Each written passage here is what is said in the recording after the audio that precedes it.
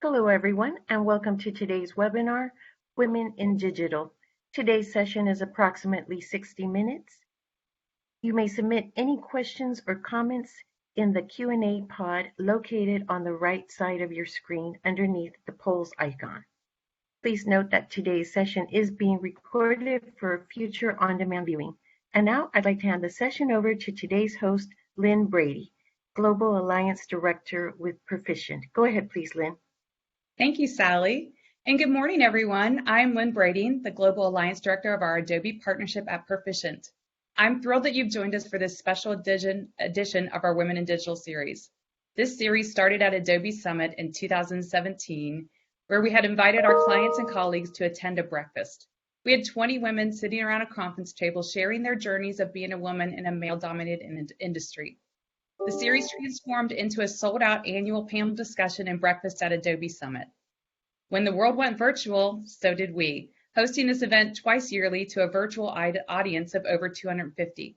Today is our second annual Breast Cancer Awareness Edition. Your attendance today will result in a donation made to the Morgan Pressel Foundation and Pink Ribbon Girls. Every 90 seconds, a woman is diagnosed with breast cancer, and there are currently 3.8 million women either fighting breast cancer or have been through treatment in the United States. I am a two-time breast cancer survivor, two-time Pink Ribbon Girls client, as well as regional and national board member of Pink Ribbon Girls. Please read more about both organizations in the links provided in your registration confirmation, and remember that no one travels this road alone. It is my honor to introduce today's moderator, Morgan Pressel. Morgan? Hi, Lynn. Thank you so much. Thank you, everybody, for being here. My name is Morgan Pressel. I am a professional golfer, more currently a sports analyst, golf analyst for NBC Sports and the Golf Channel. And I am a very proud, as we can see right here, Perficient ambassador.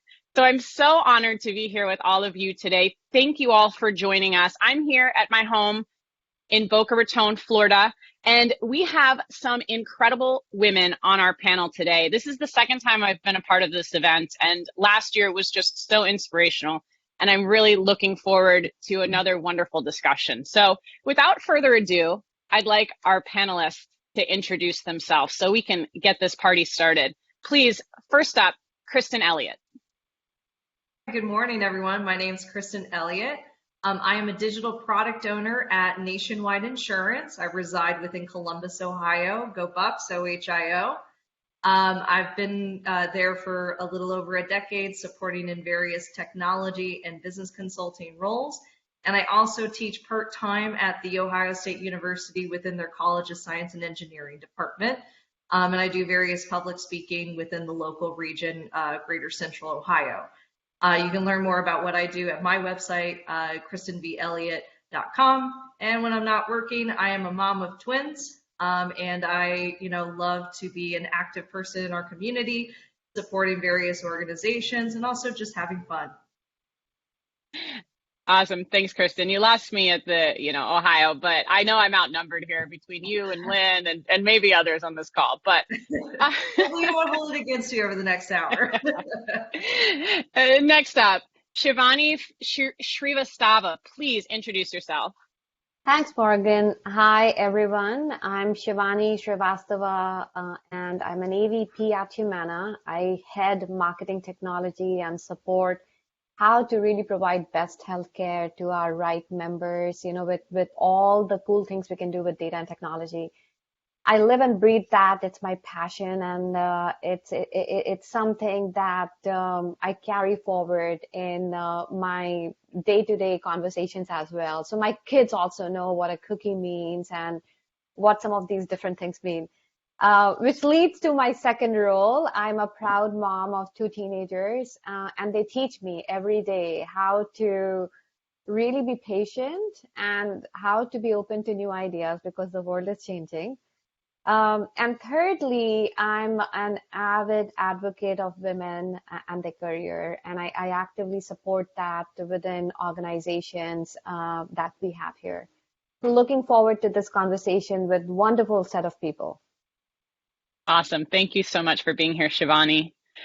Next up, Anne Fiorito, please introduce yourself. Thanks, Morgan. I'm Ann Fiorito. I'm Director of Global Partner Marketing at Adobe.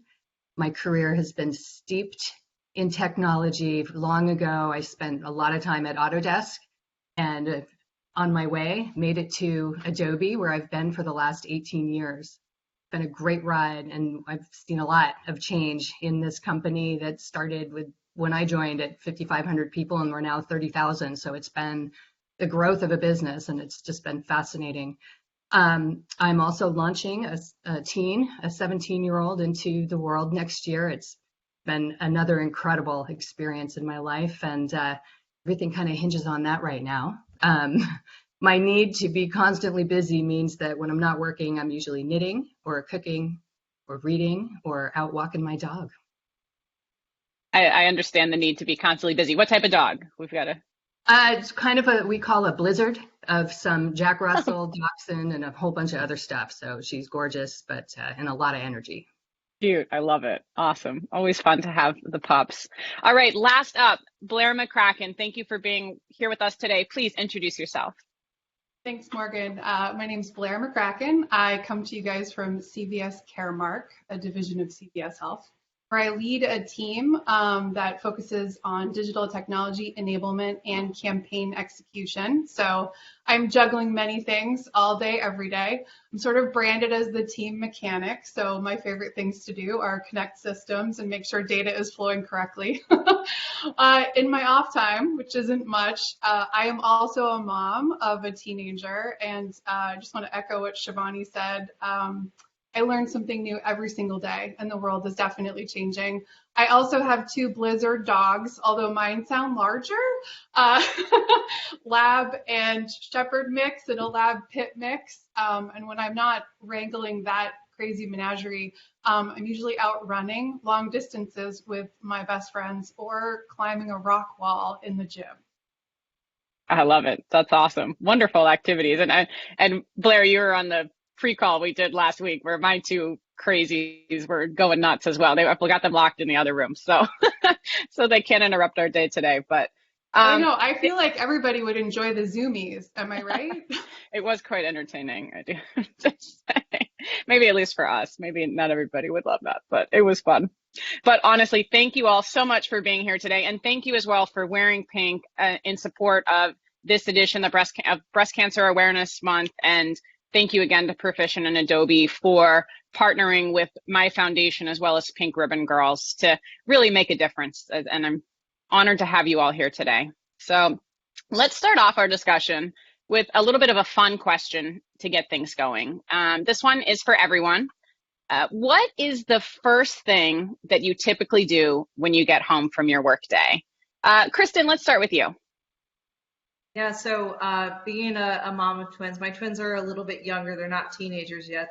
They're teenagers, if that makes sense. So we live and breathe a routine. And so when I get home, we live in that routine of playground, watching Doc McStuffins, eating dinner, bath and teeth, books, and bed. And so that's my focus is when I'm home from the workday, I spend my time with my kids and help my husband and I kind of wrangle them and get them ready for a nice long sleep. And then after that, kind of just returning to either finishing up the day or enjoying some quiet time after that.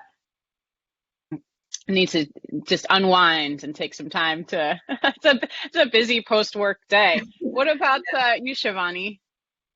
So I actually work from home. My office is located in Louisville, Kentucky, and I live in New York. I travel there. So when I'm home, which is most of the time, it's really just not me working. It's my puppy who also works with me, and her name is Zoom.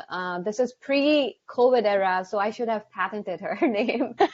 So she basically around 5:45, she starts getting impatient and starts jumping and telling me, let's go for a walk. And that's what I do as my first thing is she and I go for a long walk, 30-40 minutes walk, just to unwind, enjoy the outdoors before, the next schedule of dinner and everything else kicks in.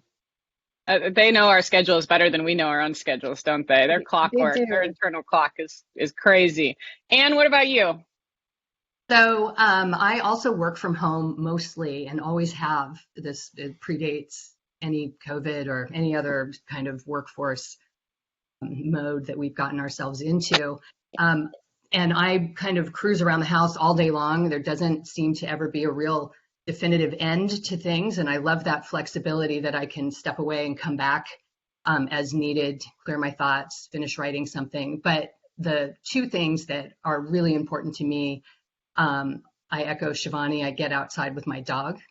That is the way to clear my head and just kind of put some distance between me and work, which again is in my house, and the need to move around a lot means that every room in my house has something related to work in it, papers, just where I was for my last meeting, or my desk and my computer, which also moves around.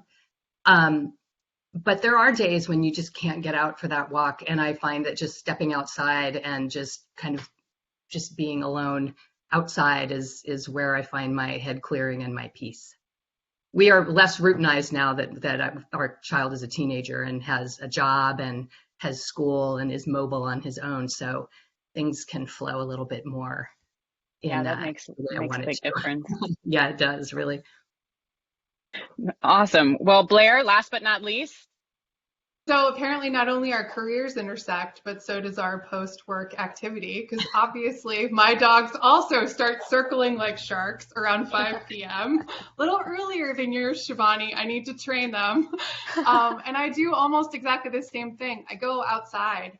The only difference is I don't always just listen to nature. Sometimes I flip on a true crime podcast if I really need to switch my brain into a different direction. Although recently we've actually also been going to the gym afterwards.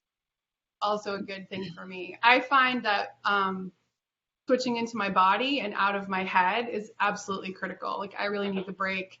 I'm sort of juggling 1,000 things all the time, and especially with complex technology and digital transformation, like, you really do need to make that space. Like, I need the break.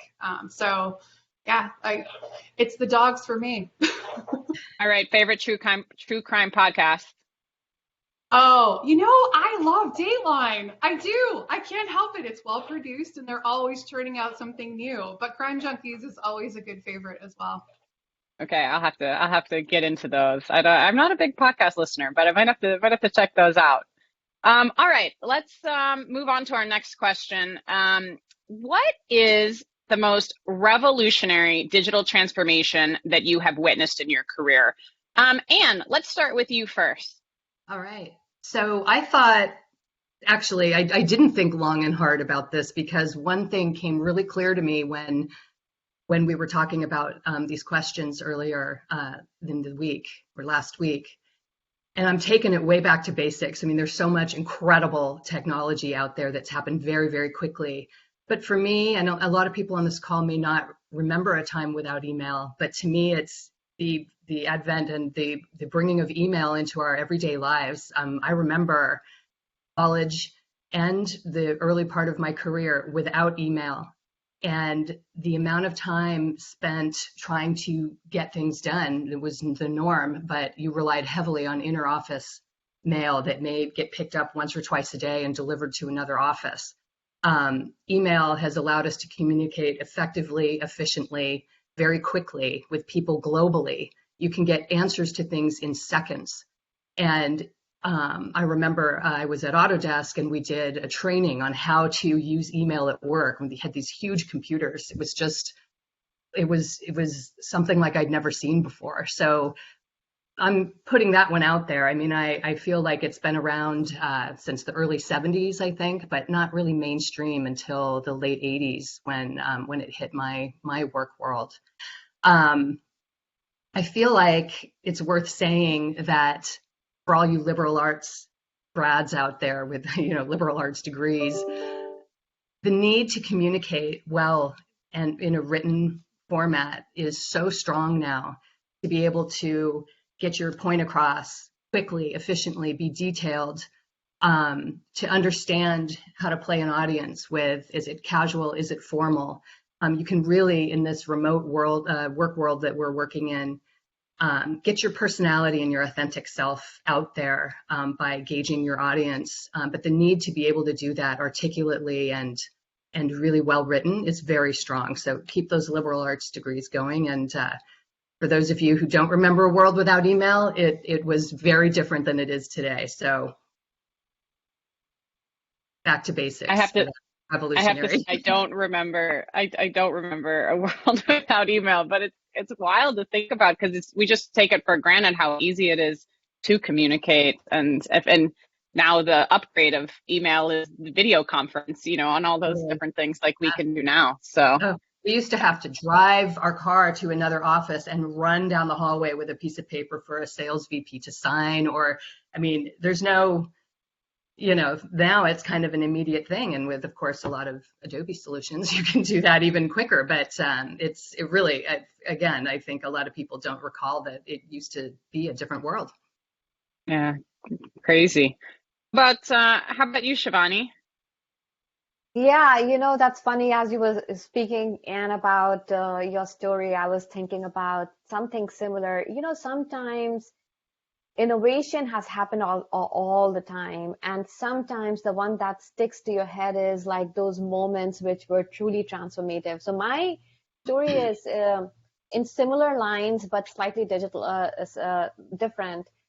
I started my career in 1999 as a programmer in Citibank. So Citibank is known for their credit cards, and those days, the way it would happen is whoever wanted a Citi credit card or any credit card filled up a paper application, put it in the mail, and then we had at that time the technology was optical character recognition. That was super cool. You scanned it, and then your underwriting decision happened before we were telling you in 2 to 4 weeks that, hey, congratulations, you have a card from Citi, etc. In 1999, as I joined the organization, we had like a massive opportunity to support the Sony Entertainment's, their credit card. And the thing was that they needed a digital presence, and they needed to make sure that we could process their credit card application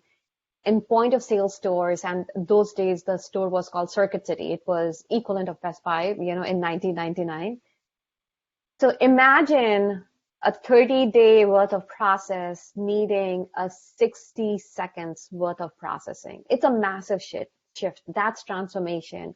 And without realizing, now when I look back at it, we were really using same philosophies of products and APIs and the type of things that we hear now in terms of like stay agile, test quickly, fail fast, deliver something. And believe it or not, we were able to create a digital experience that was processing these applications in like 60 seconds. It was a big learning experience because it's not just the hard skills you learn to become brave, and you learn to think about impossible is possible. And the game changer aspect of it was that it opened up the floodgates of moving away from paper application to a digital world. And now everything is digital, to a point where fast forward, I had the opportunity of being a marketing technologist to bring in the massiveness of customer data, understanding your eyeballs on these websites and the things that you're clicking, and using that to really improve the products that we offer. So a lot has happened, but that's the one that sticks with me, is how we converted from a paper application to a digital ecosystem. Yeah, and the big thing with both of your thoughts on that is time, right? It's saving time and not feeling like you're having to run all of it, but it's just so much more efficient. Exactly. Awesome. Blair, next question. You're on the hot seat. Tough question for you. What are some of the themes that you are seeing in today's digital business landscape? It's kind of funny, actually, kind of segueing, because of course, we talk a lot about personalization and integrated tech stacks and journey orchestration, and these are the buzzwords that are kind of flying around.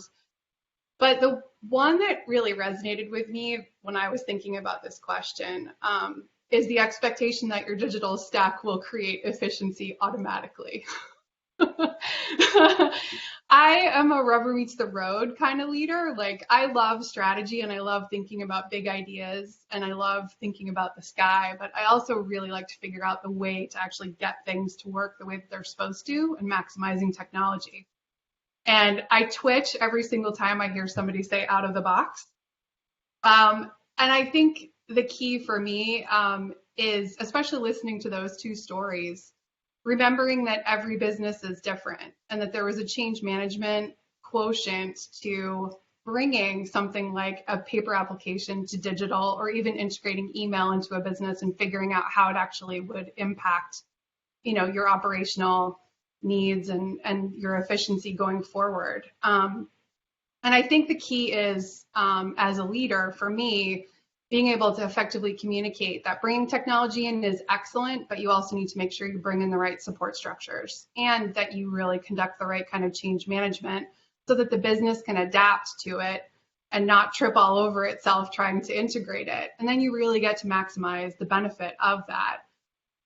So, that was what really was occurring to me. And it was funny to hear those two great stories in the prior question, because it ties in so much with the themes that I'm living with on a daily basis, and really have been, honestly, for the last 10 years, because every single time we've tried to bring some great digital transformation to bear, it's not as simple as just installing it. There's a ton of work behind the scenes that has to go into really bringing something like that to life.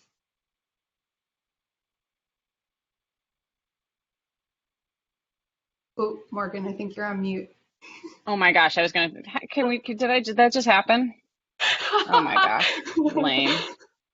You'd think after how many years now of this that I could get through a presentation without being on mute, but I mean, would it be a real presentation if somebody didn't say, "Oh, you're on mute"? All right, well, Kristen, are you unmuted? Can you unmute yourself? I am unmuted. Okay, can you please share the themes that you're seeing as well? Yeah, so when I thought of this particular question, I thought about a perspective. I think it can be in any industry, generically the thought of creating a seamless or touchless experience, either from a point of sale or servicing support, whatever product or service you have in your organization. Speaking just from my experience, I reside, working for Nationwide, I reside within an insurtech and fintech organization. And a big theme that we focus around or center around in today's landscape of a touchless or seamless experience is a focus on embedded insurance. And embedded insurance is, to generalize it, the idea of real-time bundling and sale or servicing of insurance or coverage protection when either that consumer is purchasing that product, a different product in a different ecosystem, or they're in a different ecosystem and they want to service their policy at the same time. So think about let's say you are purchasing a flight to go on vacation, and you think about purchasing the flight tickets and you're also able to buy travel insurance at the same time. Or think about, you are I'm thinking here, like I have a Honda as a car.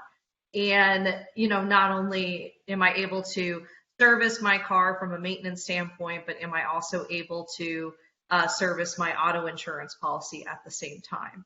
And I feel like that has evolved, the aspect of embedded, from just sort of the experience of how insurance has gone from a point of sale or servicing aspect, because you think about how, insurance was originally sold, was the phone call, was the mail-in, was going into a traditional agency experience and sitting down with an agent and signing papers, getting a quote from your agent.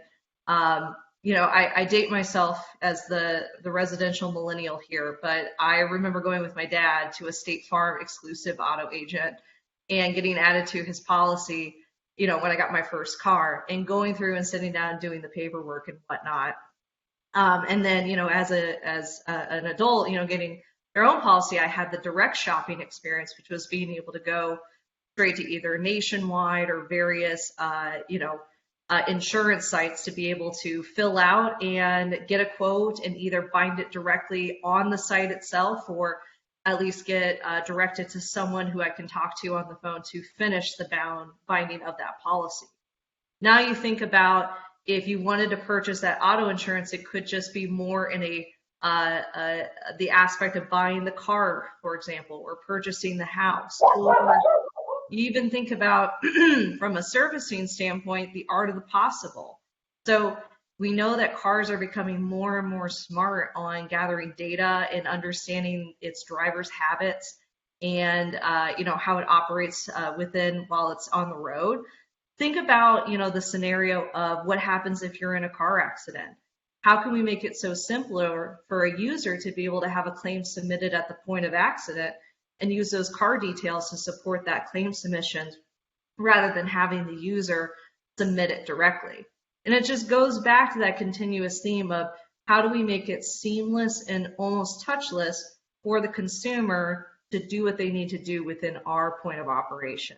So that's something I've been seeing in our business landscape over now and over the past couple of years. It makes it easier for the consumer to click purchase, right? It makes all of it happen so much more smoothly on your end and on the consumer end as well. So. Yep.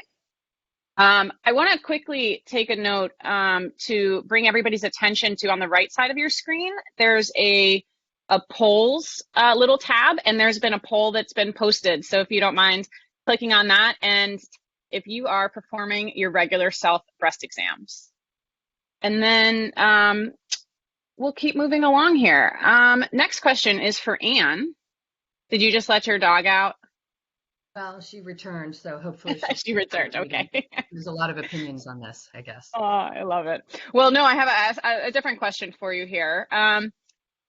Did being away, obviously, through COVID and being away from the office, I know you typically have worked from home anyway, but how has that changed both your company and your team's strategies for collaboration, for creating communication? What have you done there? So I will say that although I have been predominantly remote during my time at Adobe, and my whole team has. I mean, I think in the 18 years I've been here, I've only once had a manager who lived in the proximity close enough for me to actually meet with them, maybe once every other week or so.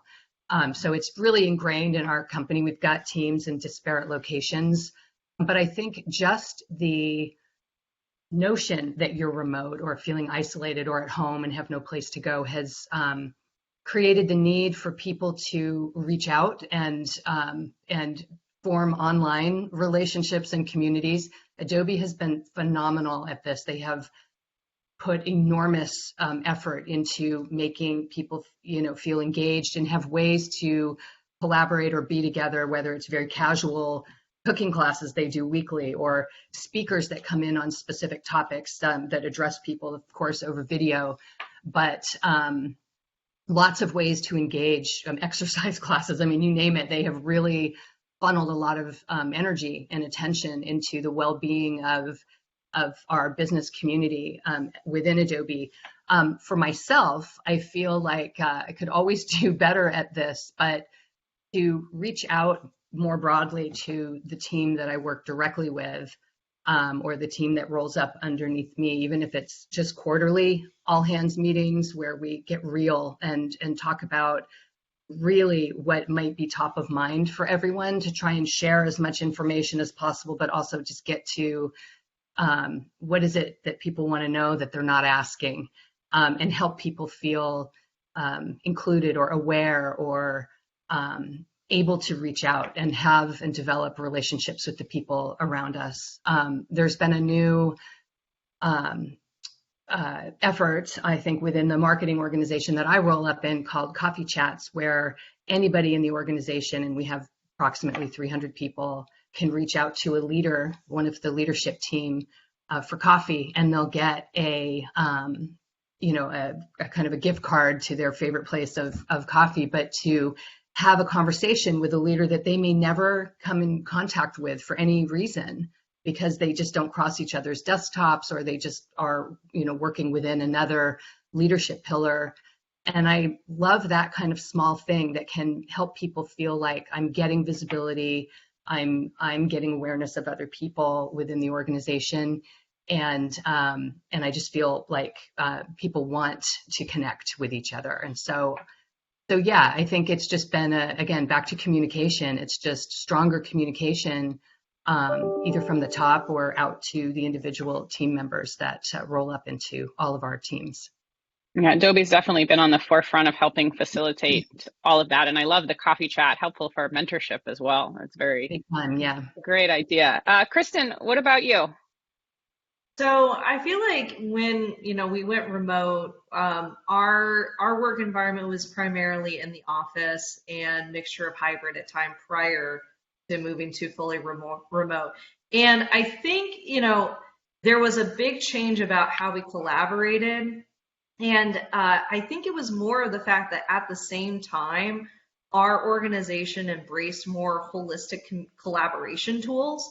And the pandemic was kind of like an acceleration button where early adopters, mid adopters, late adopters all just went right in to use collaboration tools together, such as, like Microsoft Teams, Jira, visual Kanban boards, FigJam, visual boards, all of those. And it became more about how you visualize a conversation to activate collaboration. And honestly, I loved it. I think about those meetings prior to pre-pandemic, where you would have like 40 people in a room looking at a small TV projector and like folks being unable to read what was being drafted out. And unless you had a really good scribe, conversations could just kind of go off the train due to distraction, misalignment. And now we have these really great tools in place that have just continued to revolutionize and update over the past few years that we've really leaned into, because that's the primary mode of communication now that we're all a mixture of hybrid, remote, in office.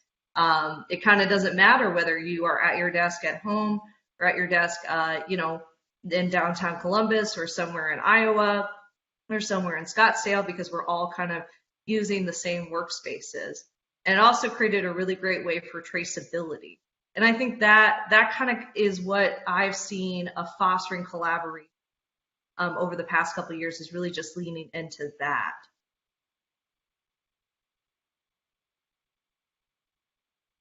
Sorry, I apologize. For some reason, my alarm is going off, and I'm trying to figure it out. Anyway, like my house alarm. But no, it's Shivani. Shivani, what about you? How have you and your business adapted at Humana to post-pandemic communication? Yeah, I actually agree with what Anne and Kristen said. First, I would like to recognize the Herculean effort that went across all these organizations and corporations to convert so quickly and make us, stay productive by the means of these collaboration tools and access to those bandwidth that we all needed, right, to stay productive. Massive, massive work went behind the scene that we are not aware of, but that's the fruit that we are bearing here, including this virtual conference. So definitely want to recognize the will and the technology allowing us to be here. I do want to also recognize that there were days when I would imagine, and I live in suburbs of New York, so your day starts early, you're hustling into trains to make to your office street and walking fast and getting into the elevator, catching a cup of coffee, like all of those things. And every step of the way, who do you meet? You meet people. And when you meet people, you're collaborating and learning something from them. And I missed it. I wanted that to be part of my ecosystem. The way I thought about it, besides everything that the corporations provided, was really, in the end, we're all people and we are social. In general, we are social, and well-being mattered so much. Sometimes and what has happened is our calendars are now full of these virtual conversations from morning till afternoon and evening, is to also recognize a little bit of that break that we need from going from one conversation to the other conversation. Just because it's all virtual doesn't mean there should not be any space open for us to manage our well-being. So it's a little bit of that recognition, making sure that rather than 30 minutes meeting, there's a 25-minute meeting to give everyone a break. It's also starting sometimes your conversations more casually by asking, how are you? How was your day? We did that, at the beginning of this call and learned a little bit more about each other, right? The second part of it is that sometimes people are very quiet and it's hard virtually to get a lot of feedback when you're quiet. Sometimes sharing the struggles that we have, vulnerabilities that we have, allows and makes space for the ones who are hesitant to share their perspective to share that. So that's another way of really thinking about collaboration. Also absolutely being respectful of the time, right? Again, there's no division when you're remote between your home and your work. It's like literally a few steps away. Recognizing that, but at the same time making those casual reach outs. It's so critical. A quick text, an IM, a chat that is not about work is equally important to build those relationships when you're not in the office and don't have the advantage of that water cooler moments and the aisle where you could walk over to someone's office to ask a casual question. So definitely do that. And I love what Anne was talking about, the coffee chats, happy hours, virtual icebreaker. Make some of those moments like really casual and enjoy the key wins, because guess what? We are all working very hard. We did not let the productivity go down, but we are adapting to this back-to-back, meetings and situations, which takes time away from those key wins. So celebrate the team time together. It naturally starts bringing this collaboration in place. And Humana is really good at it in giving us those moments to do these things. And I've really been privileged to be a leader to drive that closeness in my team by adopting some of these styles. Yeah, it's definitely the thing that virtual is wonderful, but you do miss that personalized element. So that's wonderful advice for anybody, wanting to engage on a more personal level. It's instead of every time you communicate just about work. So that's definitely adds that people element to it, because we are all people. We all like to have that interaction, right? Yeah. So we'll move on to our next question. Blair, you're back on the hot seat. What is the single most influential thing that you have done in your career to get you to the position that you have now? It was hard. It was hard to come up with one thing. And it definitely wasn't like a job that I took or a move that I made or a network that I built. It's all really honestly been about learning. For me, it's constant curiosity. So if I run into a system or if I run into a tool or if I run into an organization or even a new business, learning and asking questions or going and taking every possible class I could take or finding all of the different documentation and consuming it. It's kept me really close to both the tool set, which helps me support my people more effectively, but it's also fed my constant need for information and learning, which has kept me kind of rolling on a path of passion. Like I have a ton of energy and I can't do the same thing forever. I get bored.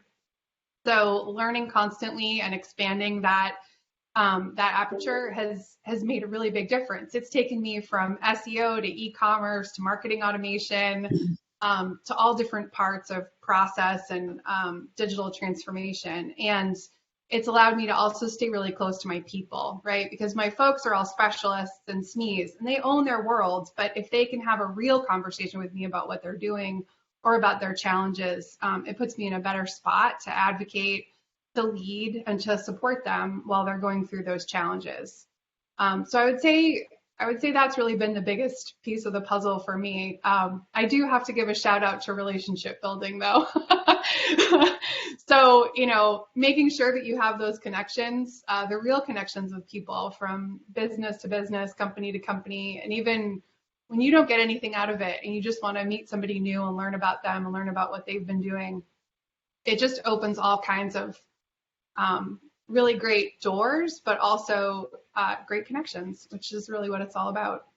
Yeah, honest curiosity, both in your work and your passion, and as well as in people. And clearly you do have a lot of energy with your long distance running that you, that you like to do. You must have a lot of energy for that. I've got And issues. and what about you? What is the most influential action that you have taken in your career? So I'm going to go rogue and give you two quick things because, as you know, Blair said, there's just not one single thing. I think it's probably a perfect storm for each individual. But one is I got a great piece of career advice long ago when I was early in my career, and I was looking to move up and had asked the person who was a VP at the time, but was very close to his organization. I said, I'm ready to make a move. It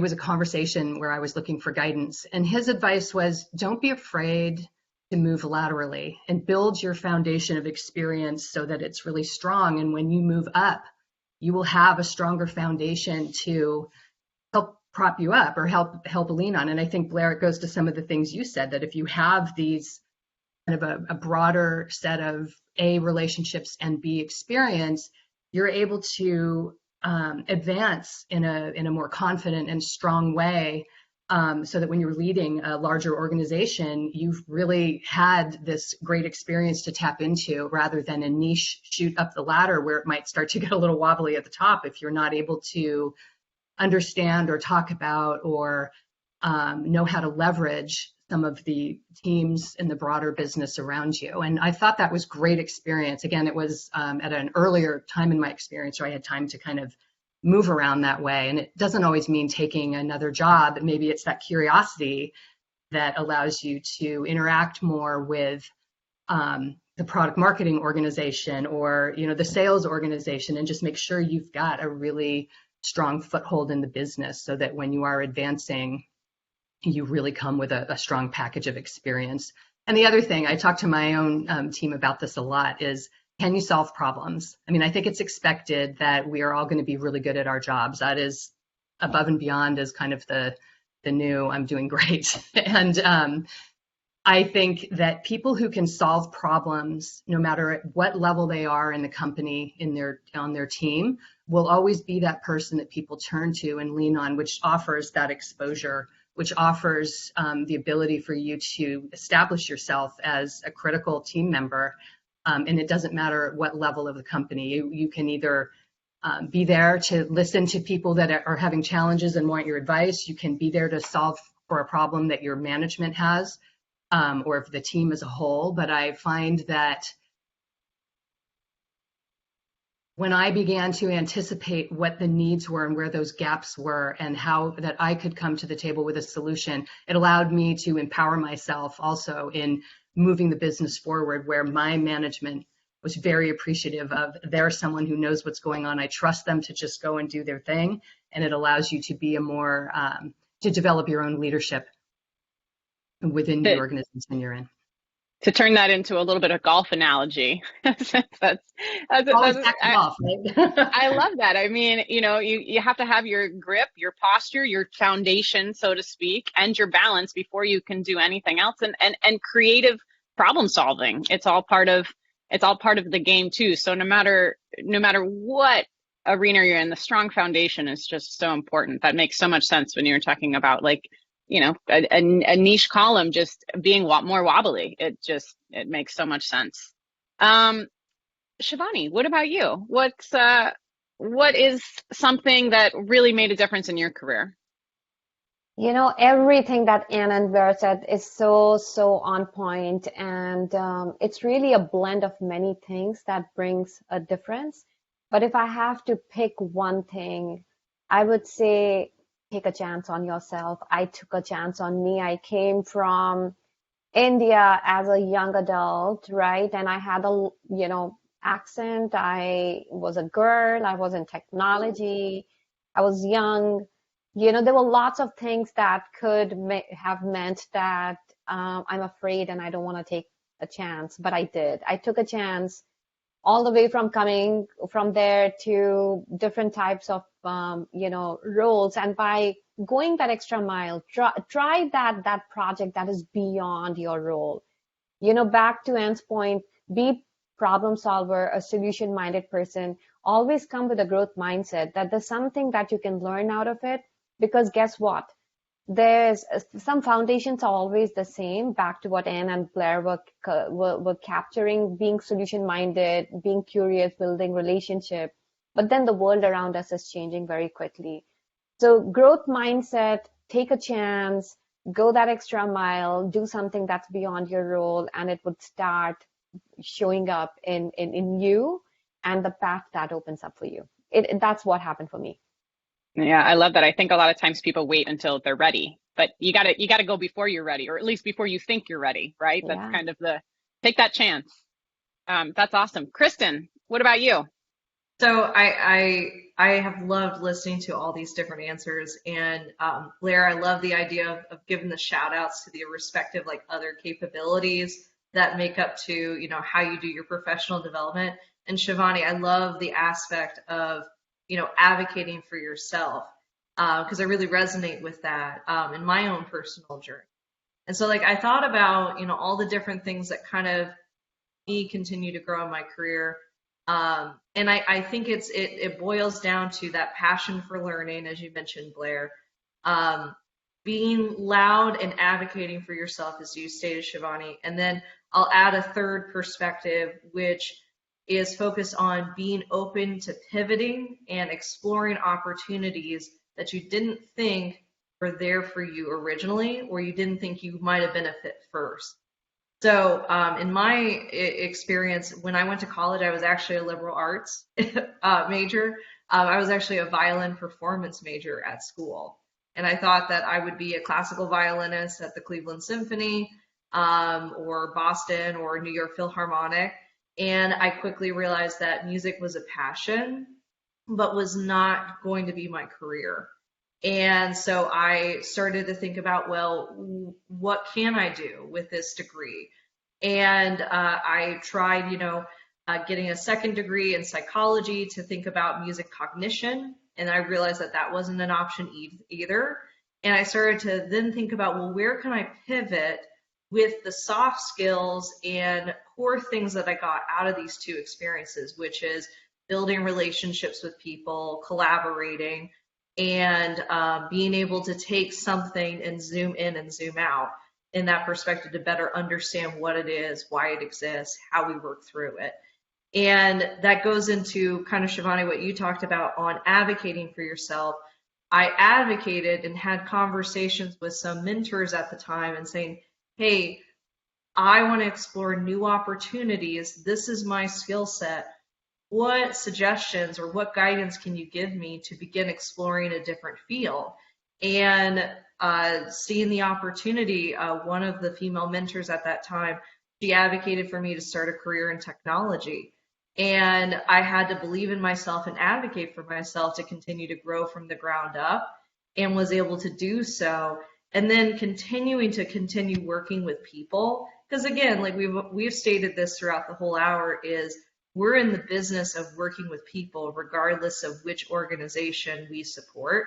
And we're most successful when we're able to strengthen, collaborate, and grow those relationships. In doing so, you have to be assertive and advocate for yourself and tell people simply what you want to do in your career. And I have been really focused on that as a way to help grow and understand where I want to go in my future. Yeah, there are so many themes there. I mean, build your foundation, network, advocate for yourself, and take chances. Don't be afraid to pivot and find what might work best for you. I mean, all just amazing answers, and obviously have led you all to where you are today, and will continue to help you even grow more into the future. There's another poll that's live. So I want to call everybody's attention to the second poll, which if you or someone you know has been affected by breast cancer. So please make your way over to the poll and answer that quickly, if you don't mind. And then we're almost running out of time, but we have time for one more quick fun question to close us out today. Shivani, let's start with you. Is there anything that you are reading or binge watching or really like to enjoy in her downtime? Yeah, these days I'm watching Succession. It's like so fun. I've Yeah, heard of that. Some people have told me that's really good. I'm lame. I don't like watch any of these shows, but I have heard of that one. yeah. I'm not a binge watcher. I don't know why. Oh, really? It's like for me, No. once I start, it's so hard. It's the opposite. I have to like stop somewhere midway because ends always the cliffhanger, and then it's hard to not watch the second one. That's really good advice. I like that. Anne, what about you? What have you been watching or reading? Well, so I am really a binge reader, but I found that throughout the whole COVID thing, I really kind of turned to watching TV, which is bizarre because you think I'd want to get away from the screen. But so I'm going to offer two of my favorite Netflix shows. One ended and one is the next season is coming out. Lupin, which is a French Netflix show, great subtitles, so don't be scared off by the French language. Super great mystery, really great acting. We love it. And then another one called Call My Agent, which I just think is fabulous. I think it was just one season, but really great acting and people you wouldn't have normally seen, and just a really great shows. Has the first one helped you learn French at all? Does it help Nope, your French? we'll pretty fast. I mean, I don't speak any French. Other languages, yes, but not that one. So subtitles were needed. Kristen, what about you? I don't have a ton of free time, but when I do, I try to balance it with a little bit of reading, watching TV, and podcasting. So I'm currently reading Educated, which came out a few years ago. It's been sitting on my bookshelf, and finally I've gotten a chance to pick it up and read. It's a really amazing story by an individual. Her name is Tara Westover. She talks about overcoming her survivalist Mormon family in order to go to college, and emphasizes the importance of education in enlarging her world. So she started to go to college with no formal education prior, and then went and completed her PhD. And she explores in the story about her desire to learn within the world she inhabited. So it's been really cool to read that. When I watch TV, I like something a little more lighthearted. So I just finished the second season of Only Murders in the Building. That was with Selena Gomez and Martin Sheen and Steve Martin. So Blair, I'm kind of on, the true crime podcast, thematic aspect from a TV standpoint. And then I've been going through the Serial podcast, 10 minutes or so before bed, especially with the recent news of Anad Syed from the first season. So it's been interesting to re-listen to it. Before bed, you listen to that before bed. Oh my gosh, I don't know if I'd be able to sleep. The podcast, I'm blanking on her name, but she just has such a soothing voice, which I know sounds very ironic considering the topic material. I listened to it a while ago when it came out. It's crazy what has happened with that, and just in the last month or so. But Blair, other than the true crime podcast, what else you got for us?